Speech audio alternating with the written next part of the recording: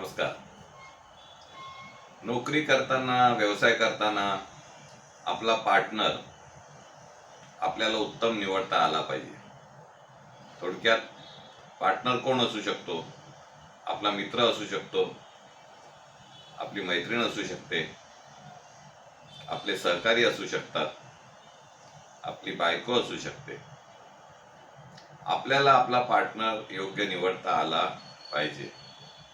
त्यासाठी सुरुवातीपासूनच पार्टनर विषयीच्या तुमच्या कल्पना स्पष्ट असल्या पाहिजेत. मैत्री करताना जे मित्र आपल्याला भेटतात, जीवनात आपण जेव्हा नोकरी करत असतो त्यावेळेला, व्यवसाय करत असताना समव्यवसायिक हे आपले मित्र असतात. हे व्यवसायाने जरी मित्र असले तरी ज्ञानाच्या बाबतीत, विचारांच्या बाबतीत एक्सचेंज करताना ते आपले पार्टनर असतात. चांगले मित्र जोडले, चांगले मैत्री केली तर चांगल्या मित्रांमधून चांगल्याची निर्मिती होईल.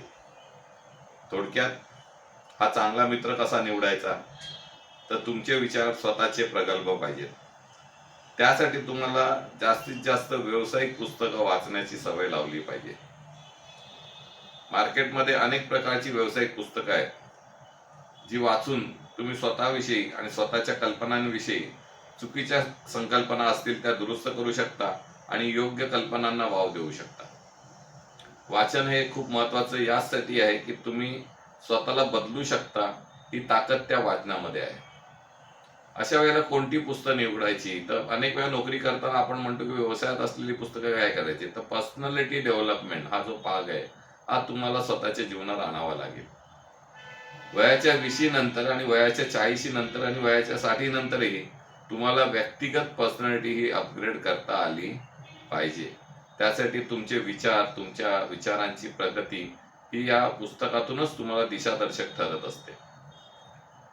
पुस्तकं तुम्हाला दिशा दाखवतात आणि ह्या दिशेमुळेच तुम्ही यशस्वी होता, हे कधीही विसरू नका. कारण त्या पुस्तकातनं मिळणारी तुमचं जे ज्ञान असतं, तुमचे जे विचार बदलण्याची क्षमता असते, ती त्या पुस्तकातनं विचारातून बदलल्यामुळे तुम्हाला भविष्यात तुमच्या जवळचं सर्कल कसं आहे याचा विचार करण्याची क्षमता प्राप्त होते. आपली पत्नी कशी असावी, आपला पती कसा असावा, आपला मित्र कसा असावा याच्या ठोस आणि स्पष्ट संकल्पना आपण जर जनरेट नाही केल्या तर वयाच्या 60 पर्यंत एक चांगला मित्र पण आपल्या जवळ शिल्लक राहत नाही. म्हणून लक्षात घ्या की जे वय आहे, जे आता काही तुमचं वय आहे, त्या वयाला तुम्ही बघा आणि सर्वात पहिला तुमच्या शेजारी असलेल्या सर्वांची नावं यादी बनवा. काही मित्र असे असतात की त्यांना पार्टी हवी असते तुमच्याकडनं, तेव्हा ते गोड बोलतील आणि ज्या वेळेला पार्टी पूर्ण होईल त्यानंतर मात्र ते तुमच्याकडे परत काही दिवस फिरकणार नाही. अशा प्रकारचे मित्र तुमच्या लाईफमध्ये असावे, असू नये असं मी म्हणणार नाही, पण तुम्ही सावध असलं पाहिजे की हा वेळ त्यांच्यासाठी एन्जॉयमेंटसाठी असला पाहिजे. तुम्हाला स्वतःला पण त्यातनं काहीतरी एन्जॉयमेंट मिळायला हवी. नुसते पैसे खर्च करून जर तुम्हाला त्यातनं काही मिळत नसेल तर अशा प्रकारचा खर्च करण्यात काही अर्थ नाही आणि अशा प्रकारचे मित्र पाळण्यातही काही अर्थ नाही. असे मित्र नसावेत का? तर माझं सजेशन आहे की असे पण मित्र असणं आपली गरज असते. आपला पती किंवा पत्नी कसे असावे याबद्दल आपली मतं स्पष्ट असली पाहिजे. तर तुम्ही नोकरी करत असाल तर तुमची पत्नी ही पण नोकरी करणारी असेल तर तिला तुमच्या सिच्युएशन समजतील.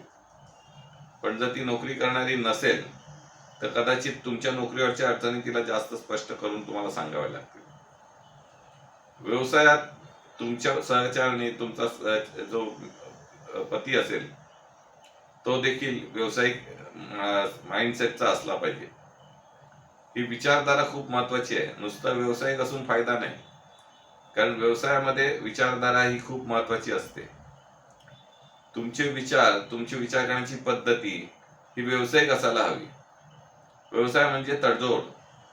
तुम्ही जेव्हा व्यवसायात पडता तेव्हा तुम्ही एक वस्तू एका ग्राहकाला 20 रुपयांनी विकता तर दुसऱ्या ग्राहकाला 25 रुपयांनी विकू शकता. म्हणजे तुम्ही ऍडजस्टमेंट करत असता, ग्राहकाशी निगोशिएशन करत असता. त्यामुळे तुमच्यामध्ये स्किल्स डेव्हलप होत असतात. विविध प्रकारच्या ग्राहकांना तुम्ही फेस करता, त्यामुळे त्या ग्राहकांकडून तुम्हाला विविध प्रकारचं ज्ञान अर्जन होतं. त्यामुळे तुमच्या व्यक्तिमत्वामध्ये बदल होत असतात. नोकरी करणाऱ्यांना मात्र एकाच साच्यातली माणसं भेटत असतात. त्यामुळे त्यांचं व्यक्तिगत जे सायकोलॉजी असते ती अनेक वेळा नोकरी करणाऱ्यासारखी होत असते. म्हणून लक्षात घ्या की तुम्हाला तुमच्या लाईफमध्ये नोकरीतही व्यावसायिक गुणधर्म आणता आले पाहिजे. यासाठी तुम्हाला व्यावसायिक नीती समजावी लागेल. तुमचे विचार हे व्यावसायिक असले पाहिजेत. पगारावर किती पगार आहे यावर तुम्ही काम न करता तुम्ही या पगारात किती प्रकारची नवीन गोष्टी शिकताय यावर काम करा. कारण नोकरी बदलणं तुमच्या हातात आहे, पण ज्या नोकरीतून तुम्ही दुसऱ्या नोकरीत जाणार आहात तिथे तुमच्यावर जबाबदारी येत असेल, अपग्रेडेशन येत असेल, तर ते अपग्रेडेशन तुम्ही पार करू शकता का हेही तुम्हाला समजायला हवं. आणि त्या दृष्टीने तुम्ही स्वतःला घडवायला हवं. आणि म्हणूनच मित्रांनो, जास्तीत जास्त विचार असा करा की कशा प्रकारे तुम्ही जीवनात यशस्वी व्हाल आणि त्या यशस्वी होताना तुमच्या आजूबाजूचं जे सर्कल आहे ते कशा प्रकारे चांगलं असेल. हा जो पार्टनर आहे तुमचा तो चांगला, उत्तम म्हणजे कसा, तर तो वैचारिक लेवलला चांगला असावा.